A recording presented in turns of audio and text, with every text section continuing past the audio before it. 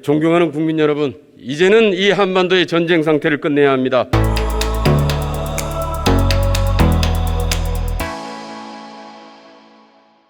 존경하는 국민 여러분, 박병석 국회의장님과 오늘 끝까지 자리를 지켜주신 선배 동료 의원 여러분 고맙습니다. 오늘 마지막 질의자로 나선 더불어민주당 부천갑 출신 남북경협 김경협 의원입니다. 코로나로 인해 국민들의 고통이 지속되고 있습니다. 세계가 극찬하고 있는 K방역의 성과, 그리고 팬데믹 상황에서도 세계 최고 수준인 경제 지표들은 크나큰 고통을 감내해 주시는 국민 여러분 덕분입니다. 또한 바람 한 점 통하지 않는 방역복을 벗지 못하고 고생하시는 의료진들 덕분입니다. 진심으로 감사드리고 또 감사드립니다.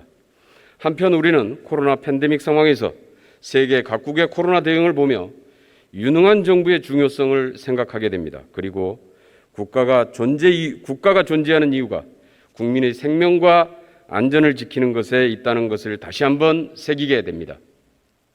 사랑하고 존경하는 국민 여러분, 대한민국 국민의 생명과 안전을 지키기 위해서 K방역과 함께 한 가지 더 시급한 과제가 있습니다.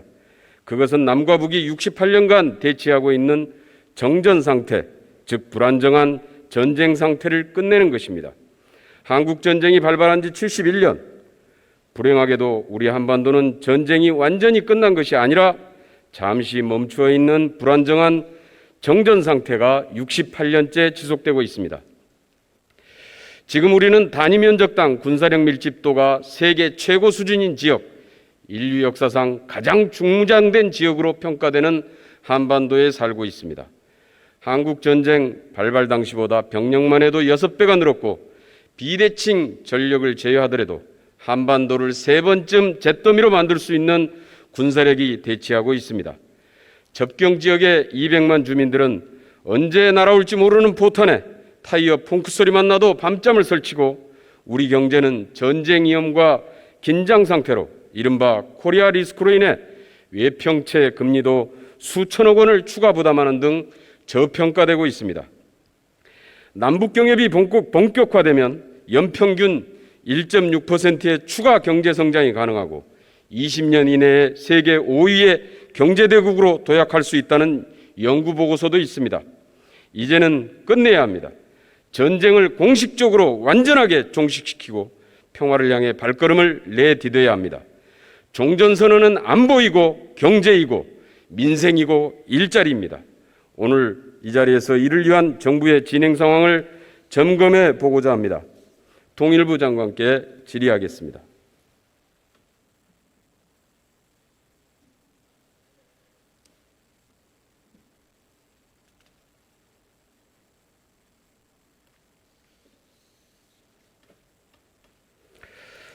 네, 고생이 많으십니다. 네.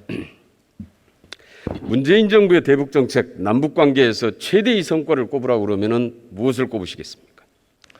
저로서는 굉장히 많이 있습니다만 3번의 정상회담을 통해서 한반도 평화 프로세스를 진전시키고 그리고 그 중에서 특히 9.19 군사 합의를 통해 가지고 그 남북 간의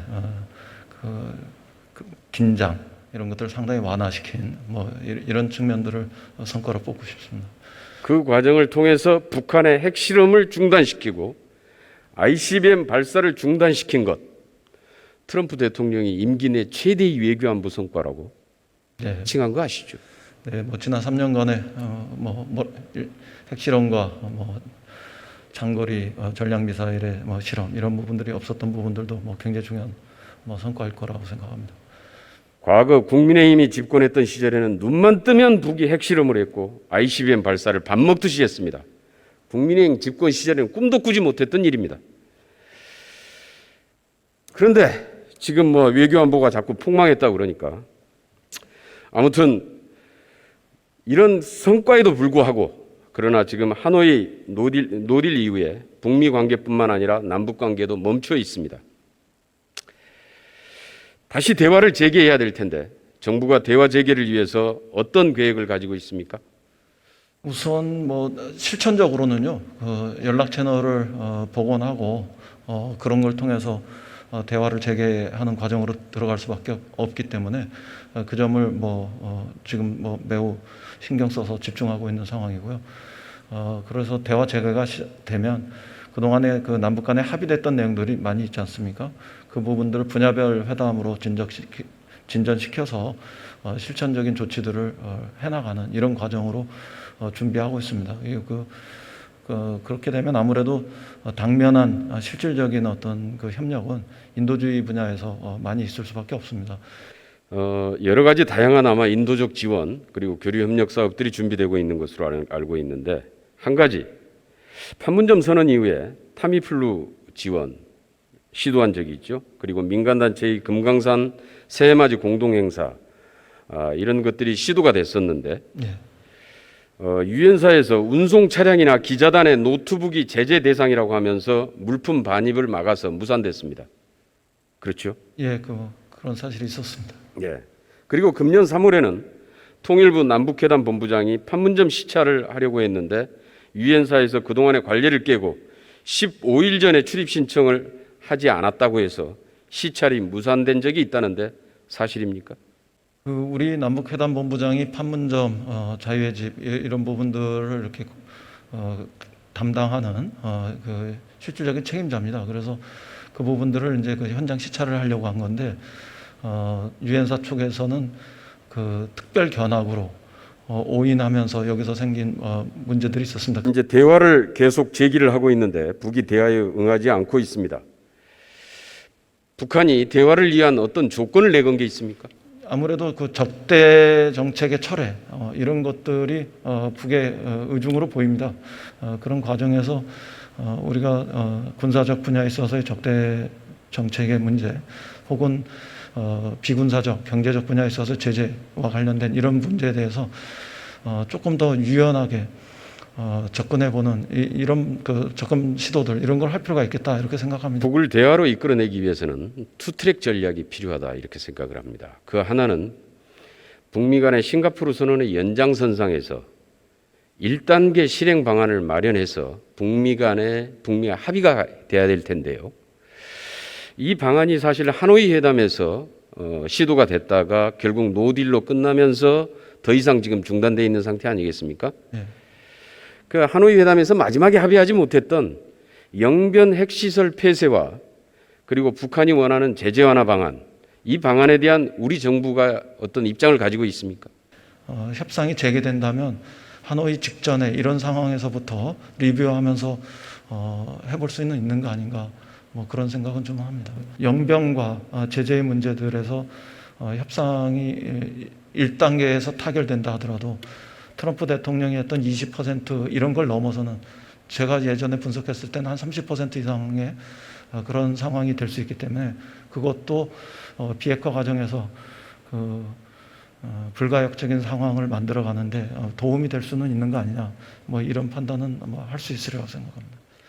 저는 이 비핵화와 제재 완화 관련된 부분이 결국은 북미 간에 합의해야 될 사안이고 북미 간에 결단을 해야 될 내용이긴 하지만은 그러나 이게 북한과 미국이 각기 받아들일 수 있는 안을 우리가 보다 좀 적극적으로 만들고 북한이나 미국을 함께 설득하고 제안하고 해 들어가야 된다고 생각하는데 어떻습니까?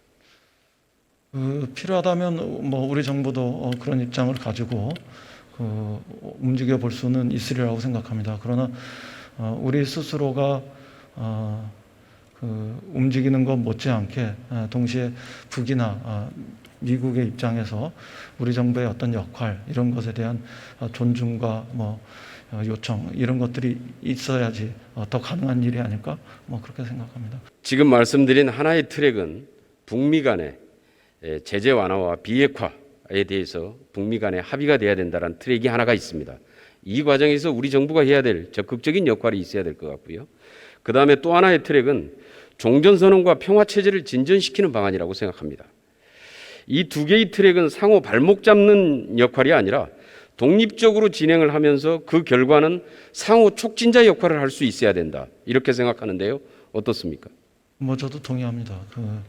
그 종전선언은 뭐 우리 정부는 늘 두 가지 관점에서 유의미하게 판단했습니다. 하나는 평화협정으로 가는 입구로서 종전선언의 의미가 분명히 있는 것이고, 그것이 군사적인 어떤 실질적인 그런 조치를 동반하지 않는다 하고 정치적인 그 선언의 의미를 갖는다 하더라도 그 의미는 결코 작은 게 아니라고 생각합니다.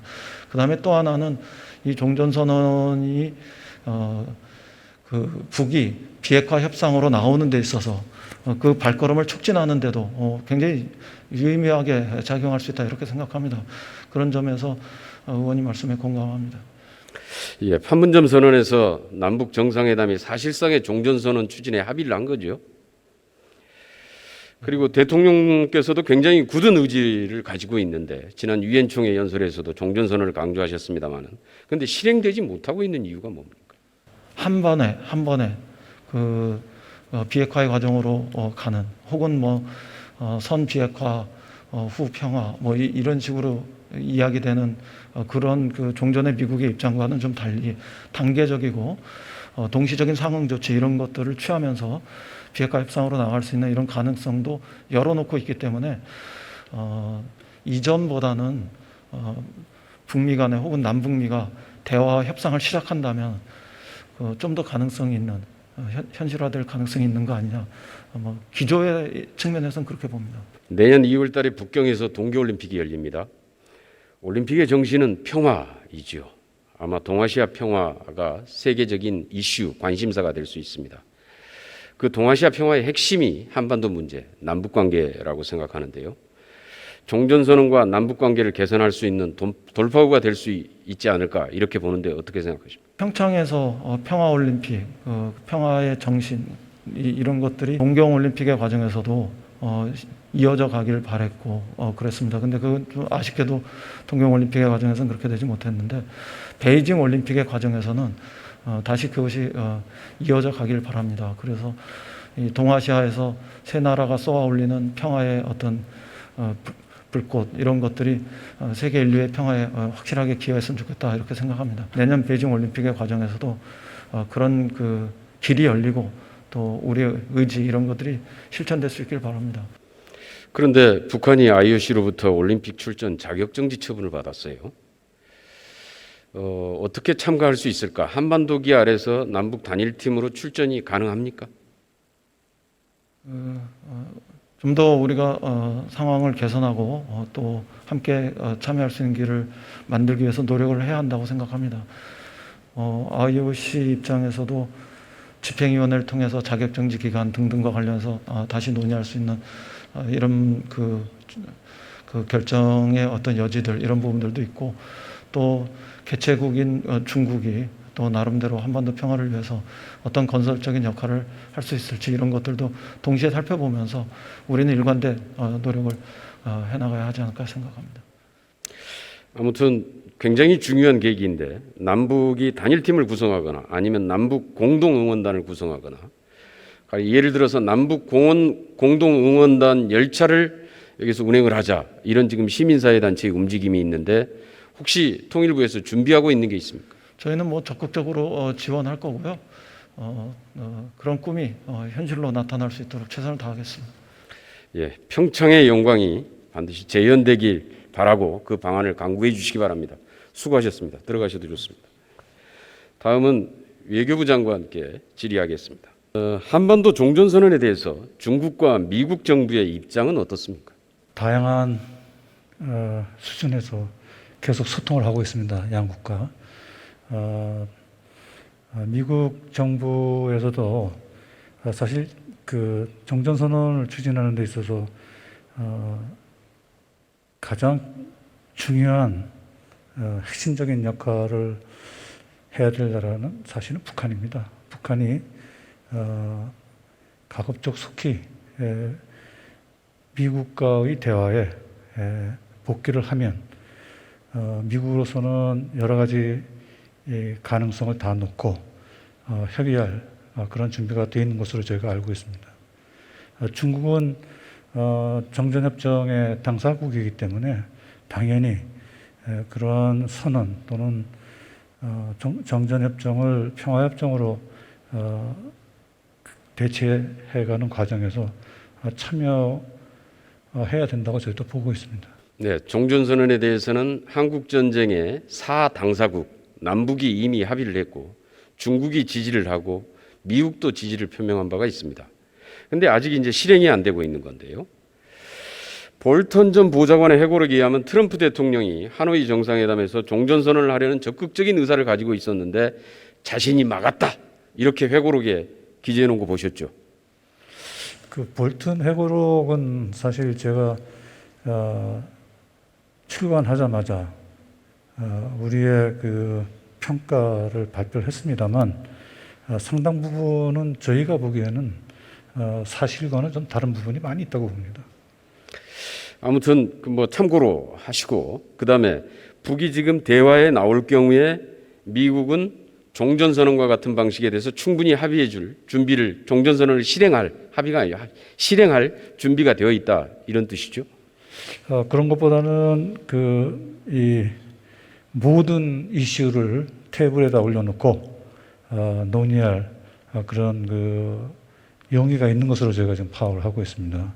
그래서 문제는 북한이 가급적 북미 대화를 위한 미측의 제의에 속히 응해주기를 저희는 기대하고 있습니다. 북한이 지금 대화에 지금 응하지 않는 이유가 또 하노이 회담 때처럼 허탕치는 거 아니냐, 그래서 망신당하는 거 아니냐 이런 걸 지금 걱정하고 있는 거 아닌가요? 그런 그 미국에 대한 뿌리 깊은 불신도 있을 것이라고 봅니다만 우선 저희가 볼 때는 코로나19 상황에 대한 그 방역 문제에 대해서 가장 우려를 하고 있는 것이 아닌가 이렇게 보고 있습니다. 미 연방 하원에서 브래드 셔먼 의원이 한반도 평화법을 발의한 사실을 알고 계시죠? 알고 있습니다. 이 한반도 평화법의 내용을 알고 계십니까? 네.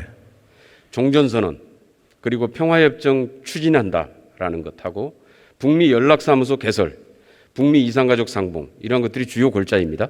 네. 그런데 연방의회 의원들 중에서 대다수는 사실 한반도 문제에 관심이 없거나 한반도 문제를 잘 모릅니다. 그런데 그 한반도 문제에 관심 있는 의원들이 대개 여기에 이 한반도 평화법에 공동 서명하고 지지하고 있는데 혹시 몇 명이나 지지한 줄 아십니까? 최근에 좀 고무적인 것은 공화당 의원도 한번 공동 서명을 했습니다. 그래서 저희가 파악하고 있기로는 현재 18명이 서명을 했는데 이러한 것은 상당히 그 고무적인 현상이라고 저는 보고 있습니다. 네. 8월 30일 날 공화당 앤드빅스 의원을 그렇습니다. 포함해서 총 18명이 지지 서명을 했습니다. 그리고 지난번에 제가 연방의회를 방문했을 때 앤드빅스 의원은 한반도의 종전선언이 반드시 이루어져야 되고 한반도가 이제 평화체제로 가야 한다라고 강조했고 특히 우리 정부와 우리 의회의 역할을 더 주문하기도 했습니다. 이럴 정도로 열성과 의지를 가지고 있습니다. 그런데 아직 이게 실행이 잘 안 되고 있어서 안타깝단 말이죠. 미국 내에 종전선언에 대해서 반대하는 세력이 있다는 걸 혹시 알고 계십니까? 네, 일부 학계 또는 미 행정부 내에서도 다소 주저하는 의견들을 갖고 있는 분들이 있는 것으로 제가 파악을 하고 있습니다. 이게 그 북미 간에 아직도 남아있는 서로에 대한 불신 때문이라고 보는데 우리 정부 입장에서 보면 물론 이제 정전협정을 평화협정으로 대체를 하는 것이 저희 궁극적인 목표이긴 합니다만 그것은 한반도의 완전한 비핵화가 전제가 돼야 가능한 것이기 때문에 그 중간 단계로서 또 비핵화 협상을 더 원활히 추진하는 그 하나의 촉진제로서 또 북미 간의 신뢰를 구축하는 조치의 일환으로서 종전선언이 필요하다는 입장을 미측에도 계속 설득을 하고 있습니다.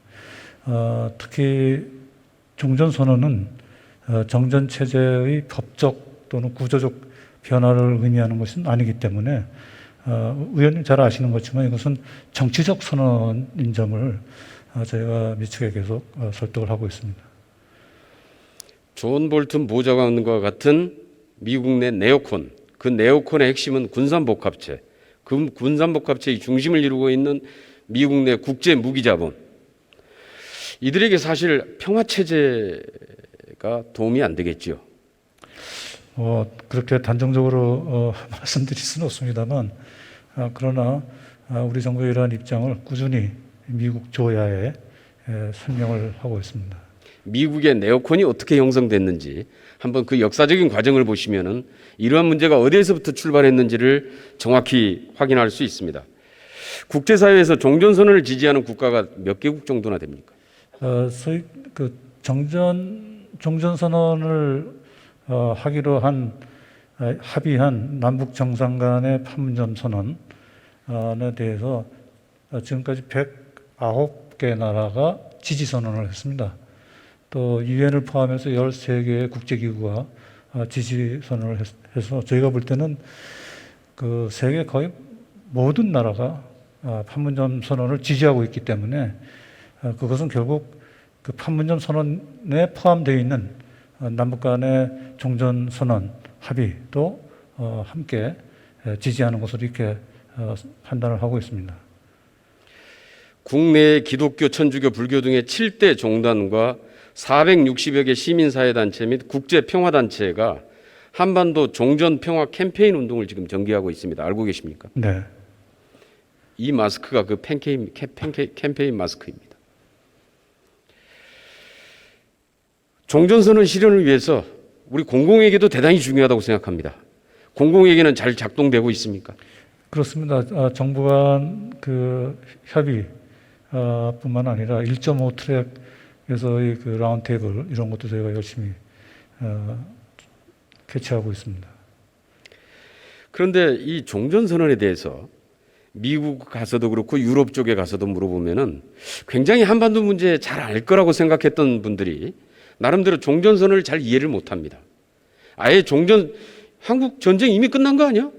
종전선언이 지금 무슨 의미가 있죠? 어떤 효과가 있죠? 왜 필요하죠? 라고 문의를 합니다. 다시 말해서 종전선언을 정확히 이해하지 못하고 있습니다. 그중에 약간 부정적인 생각을 가지신 분들은 종전선언을 하면 미군 철수해야 되는 거 아니냐? 종전선언을 하면 북한의 핵무기를 인정하는 거 아니냐?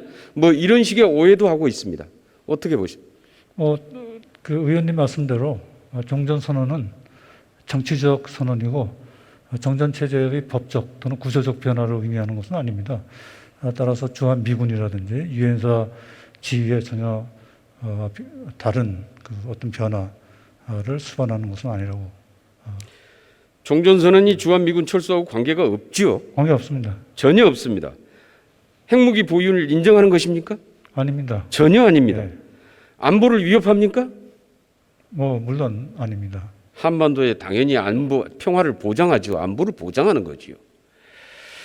이런 가짜뉴스가 난무하고 있습니다. 이러한 가짜뉴스 반드시 우리가 어떻게 하든지 제대로 홍보해서 설득해내야 합니다. 예, 장관님 고생하셨습니다. 들어가셔도 좋습니다. 예, 존경하는 국민 여러분, 이제는 이 한반도의 전쟁 상태를 끝내야 합니다. 종전선언이 안보이고 종전선언이 경제이며 종전선언이 민생이고 일자리입니다. 바로 한반도 평화의 시작은 종전선언에서부터 출발될 것입니다. 경청해 주셔서 감사합니다.